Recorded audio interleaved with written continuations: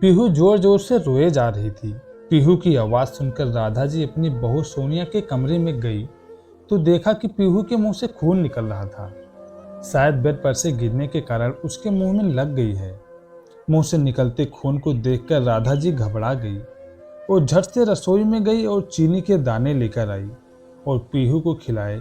खून वहीं के वहीं रुक गया, लेकिन कमरे में बहू नजर नहीं आ रही थी। राधा जी ने बहू सोनिया को काफी आवाज दी, लेकिन उसने सुनी नहीं। उधर सोनिया फोन पर अपनी सहेली से बात करने में मशगूल थी।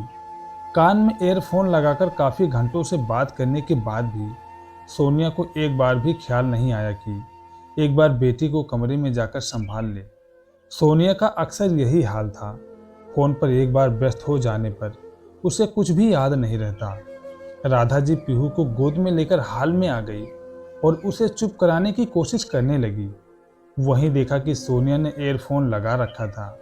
इस एयरफोन से किसी को बाहर की आवाज कहां से सुनाई देगी। सोनिया ने राधा जी के मुंह पर झलकते गुस्से को देखकर झट से फोन कट किया। राधा जी ने सोनिया से कहा, बहू, हर चीज की हद होती है। हर चीज का एक सीमित समय होता है। ये नहीं कि किसी चीज की लत ही लगा ले। क्या हुआ माँ जी, और ये पीहू क्यों रो रही है? मैं तो उसे कमरे में सुलाकर आई थी। इसका ऊपर का होठ कैसे सूज गया? सोनिया ने चिंतित होते कहा। पीहू बेड से गिर गई थी। बेड से गिरने की वजह से इसके ऊपर के होठ से खून निकल रहा था। वो तो मैंने सही समय पर इसके रोने की आवाज सुन ली, वरना पता नहीं कितना खून बह जाता। एक बात कहूँ बहू, तुम इतनी लापरवाह कैसे हो सकती हो? तुम्हें अपनी बेटी का ख्याल तक नहीं है कि कितनी देर से वो रो रही थी। एक बार भी पीहू खेलते खेलते सीढ़ी पर आ गई थी।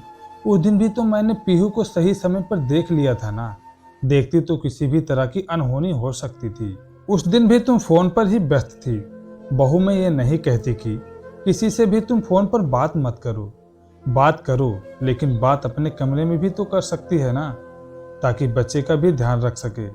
देख बहू, बच्चे तो रूई के फूहे की तरह होते हैं, जिन्हें बहुत ही देखभाल की जरूरत होती है।